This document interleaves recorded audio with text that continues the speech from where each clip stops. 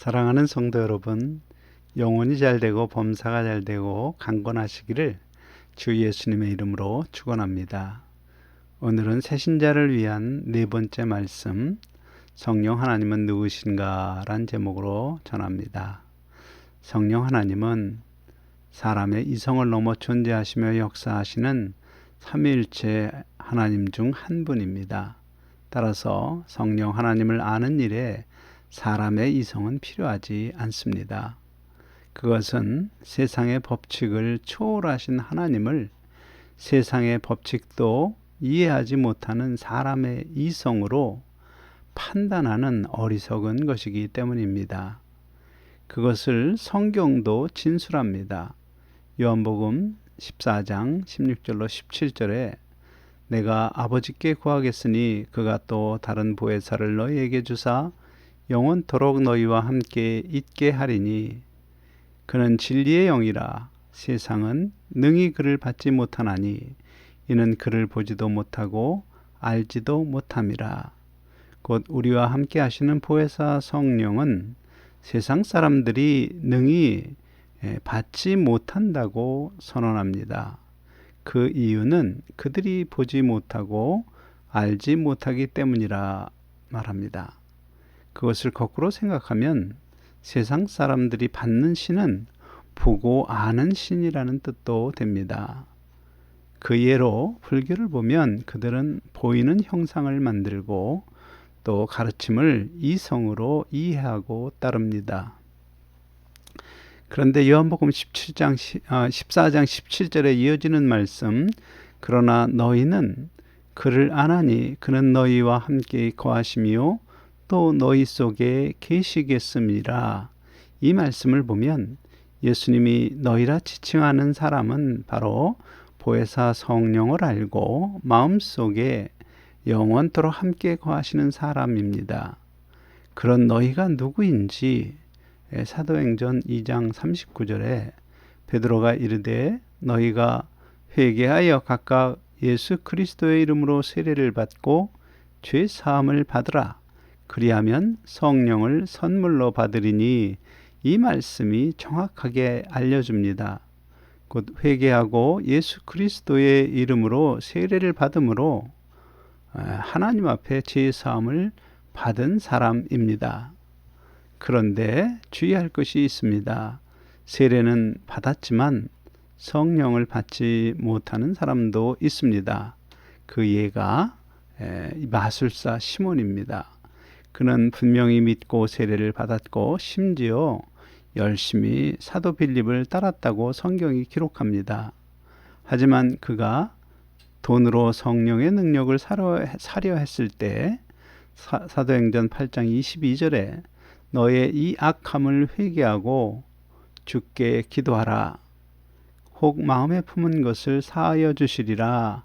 이 말씀에서 알 수 있듯이 그는 회개하지 않았습니다.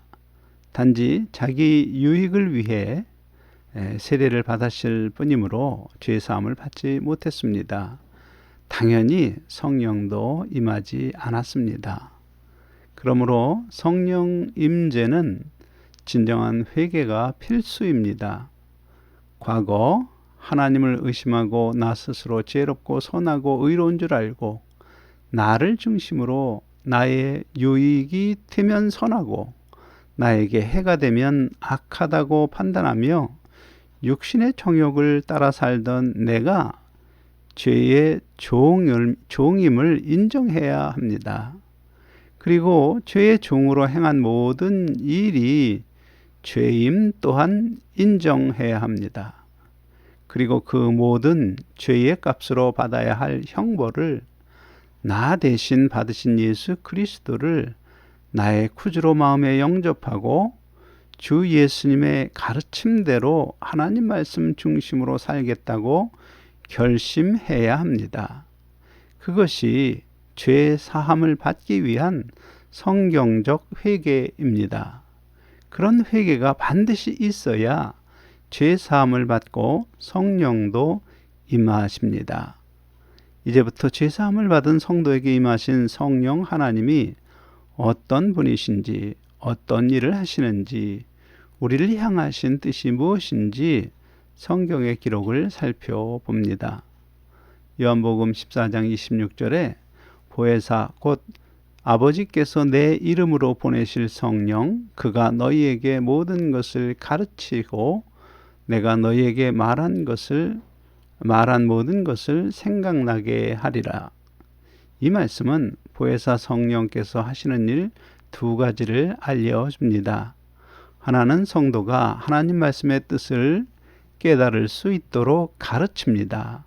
다른 하나는 깨닫고 마음에 새긴 말씀을 생활 가운데 생각나게 하십니다.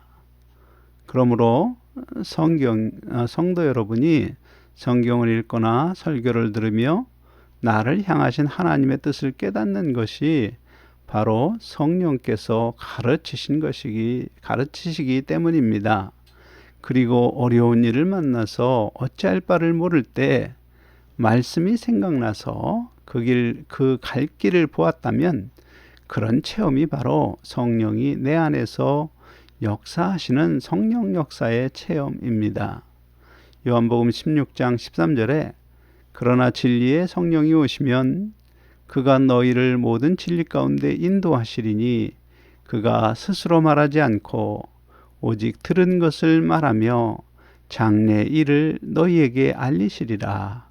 이 말씀을 앞의 말씀과 연결하여 생각하면 하나님 말씀을 깨닫게 하시고 생각나게 하심으로 우리가 진리의 길을 걷도록 인도하신다는 뜻이 됩니다. 그런데 이 말씀을 온전히 이해하려면 먼저 성경이 말하는 장래의 일이 무엇인지 알아야 합니다. 장래의 일이란 점쟁이가 점치듯이 가까운 미래에 일어날 길흉화복이 아닙니다. 성경에 기록된 일 중에서 아직 일어나지 않은 일을 뜻합니다. 가령 새신자의 경우라면 성도의 온전케 되는 과정과 또 육체의 죽음 이후 육체를 떠난 영혼이 만나는 음부의 일, 곧 낙원에서 안식하는 사람과 불 가운데서 고통받게 되는 사람이 누구인지 알려줍니다. 그리고 예수님이 약속하신 심판과 부활, 그리고 영생 등등 앞으로 일어날 일이 바로 장래의 일입니다. 따라서 요약 정리하면 성령은 진리의 영으로 성도들이 하나님 말씀에 나타내신 하나님 뜻을 바르게 분별하여서 장래의 관점으로 진리가 무엇인지 깨닫도록 가르치십니다. 그리고 장래에 만나게 될 세상에서 하나님이 예비하신 복을 누릴 수 있도록 지켜야 할 하나님 말씀을 생각나게 하십니다. 그렇게 생각난 말씀을 믿음으로 가는 진리의 길에서 잘못되지 않도록 우리를 지키시고 보호하시고 인도하십니다. 그런데 그런 일을 하시는 성령 하나님을 선물로 표현하여서 많은 사람이 물건처럼 주고받는 것으로 오해합니다. 선물이란 받을 만한 의가 있어서 그에게 보상으로 주는 것이 아닙니다. 다만 의로운 행위가 없어도 주는 이의 호의로 주는 것입니다. 따라서 선물이란 표현은 회개 후 세례를 받고 제사함을 받은 자에게 오직 하나님의 선하신 뜻을 따라 성령이 임하는 것을 나타내는 표현입니다. 그러므로 소위 성령 집회에서 병 낫고 사업이 잘 되도록 역사하는 성령을 받으라고 하며 뭔가 대가를 요구하는 말은 잘못된 것입니다. 다른 한편 고린도전서 12장 3절에 그러므로 내가 너희에게 알리노니 하나님의 영으로 말하는 자는 누구든지 예수를 저주할 자라 하지 아니하고 또 성령으로 아니하고는 누구든지 예수를 주시라 할 수 없느니라. 이 말씀에는 성령을 선물로 받은 사람의 태도를 알 수 있습니다. 곧 예수 그리스도를 주로 모시고 따릅니다. 그런데 많은 성도가 예수님을 주로 고백하면서 성령 하나님이 마음에 함께 계시는지 확신하지 못합니다. 그것은 하나님 말씀보다 스스로 자기의 생각과 감정을 믿으려 하기 때문입니다. 말씀을 따라서 진정한 회개 후 세례를 받고 예수님을 주로 고백한 사람이라면 당연히 말씀대로 성령이 임재한 성도입니다. 그럼에도 확신이 들지 않는 경우 스스로 나를 점검할 수 있는 말씀이 있습니다. 바로 갈라디아서 5장 22절로 23절에 오직 성령의 열매는 사랑과 희락과 화평과 오래 참음과 자비와 양성과 충성과 온유와 절제니 이 같은 것을 금지할 법이 없느니라. 그 성령의 열매로 확인하시면 됩니다.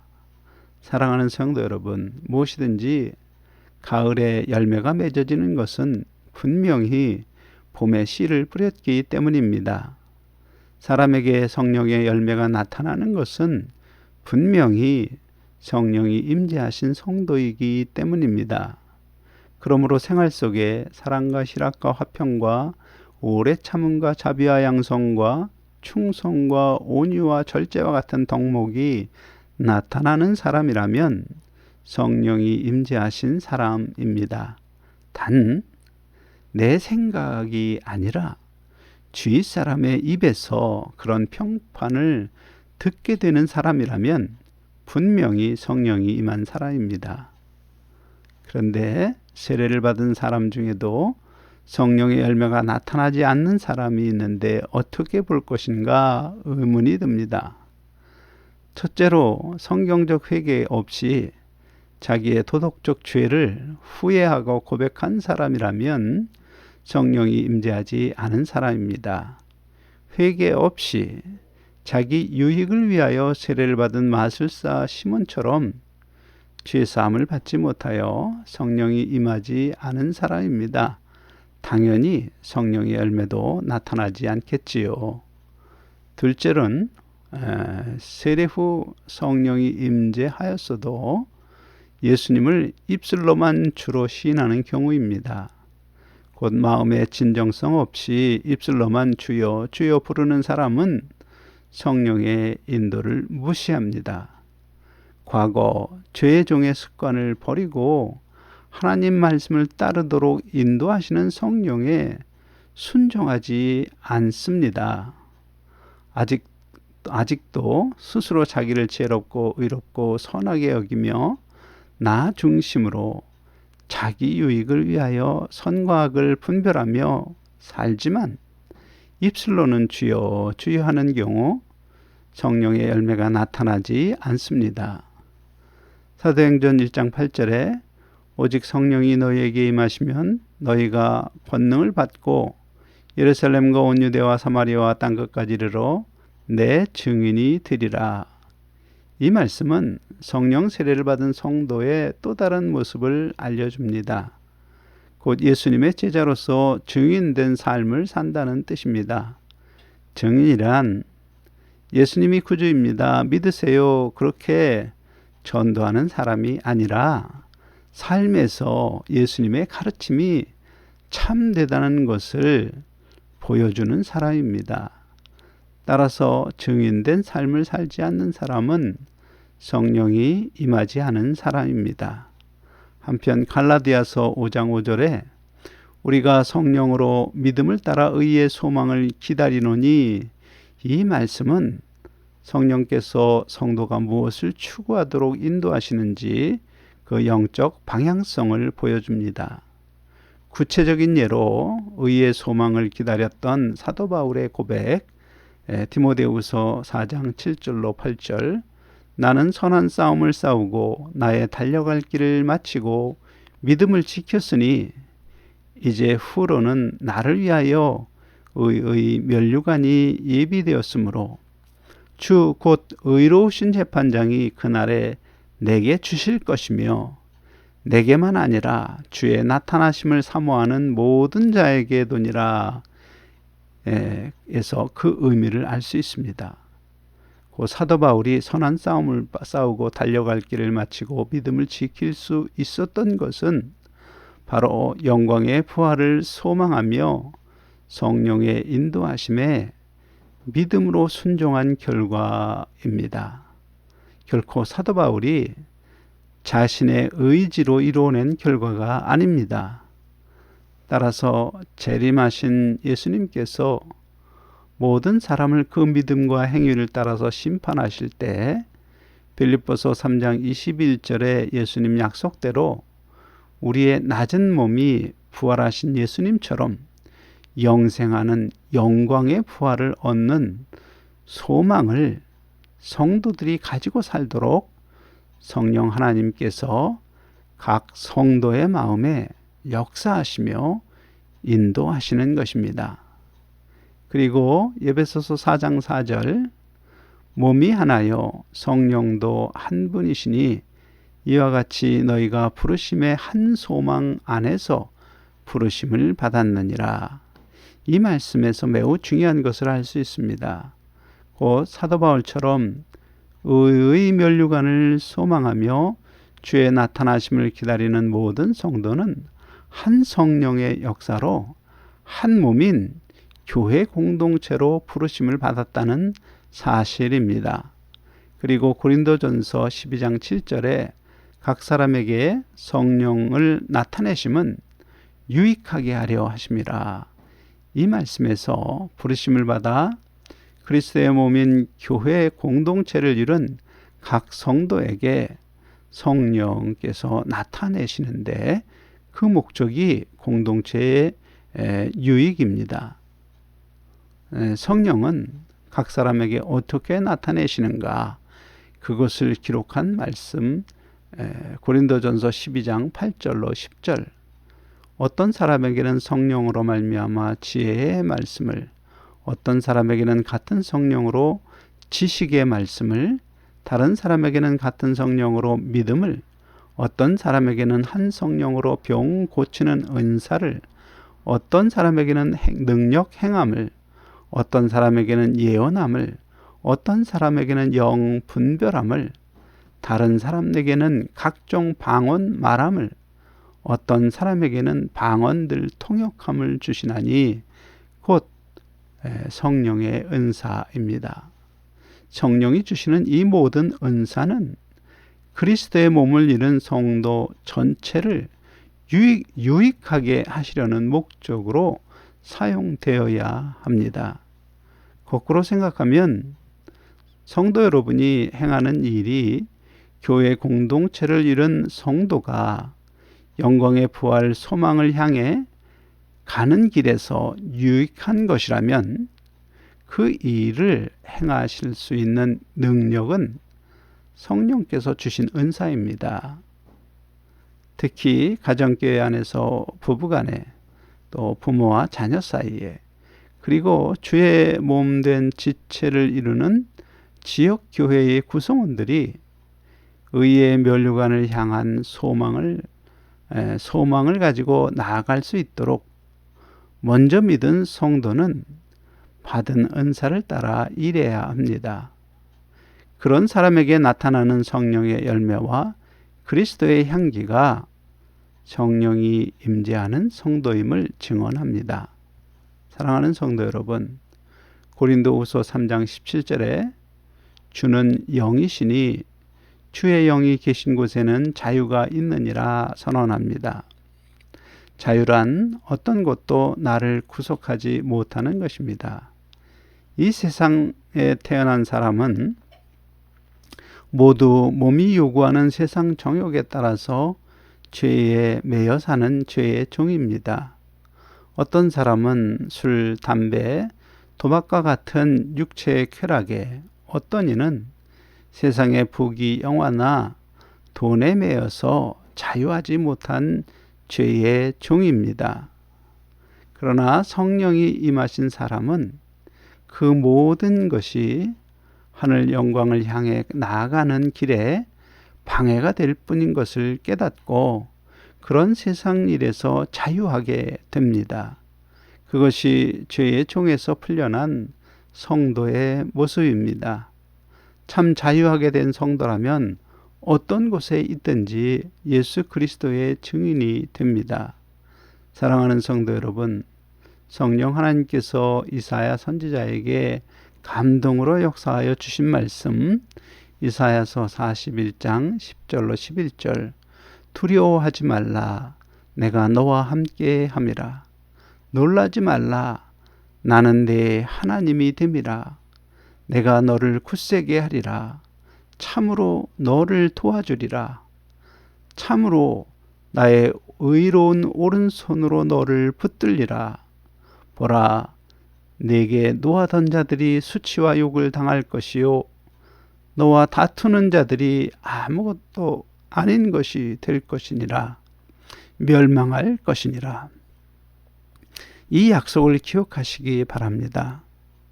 도움을 구하면 도와주시는 분이 바로 성령 하나님입니다.